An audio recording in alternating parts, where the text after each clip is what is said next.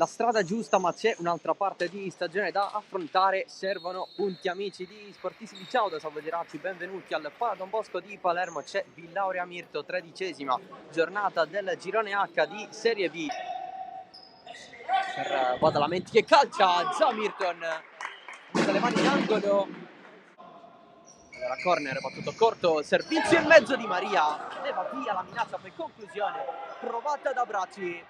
Villauria in difficoltà, pallone di Casacchia, respinto subito, conclusione da fuori da parte di Tosto. Quindi con una maggiore qualità in casa Mirto, conclusione in diagonale che scorre fuori nuovamente da Scalavino.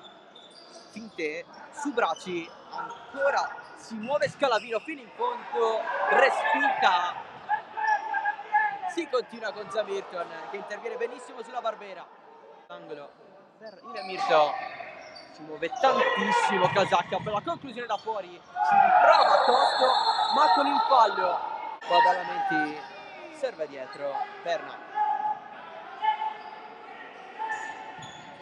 Diagonale con la scivolata a vuoto. Badalamenti davanti a Zamirton. Palla in largo. C'è il tiro, il salvataggio sulla linea da parte di Tosto. Che occasione che ha avuto Perna.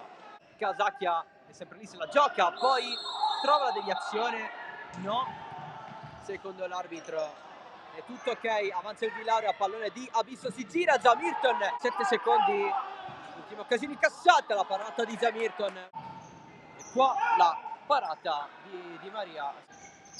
Il passaggio con il tunnel di Simone, esce Zamirton, intervento, eccolo qui il giallo e il rosso per Cassata.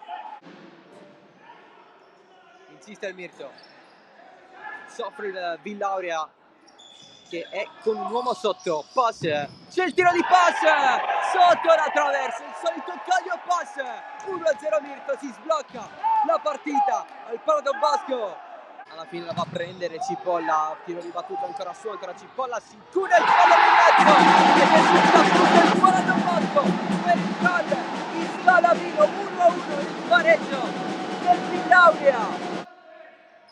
C'è il tiro, Zamirton, allora riparte, pass, palla, piede ancora, pass in diagonale, secondo palo, Bracci, Casacchia, calcia Casacchia, sembrava interessante, sorvolato alto, intervento a palla lontana, occhio perché c'è la spinta di Casacchia, cartellino rosso, la Barbera si va spesso da lui.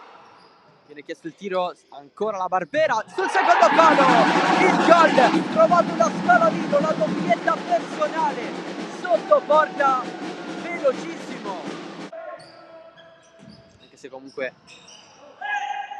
poteva essere condizionato dalla corsa. Bracci, super gol di Bracci, che angolino che ha trovato Bracci, l'ennesimo gol della sua stagione, pareggia il Mirto.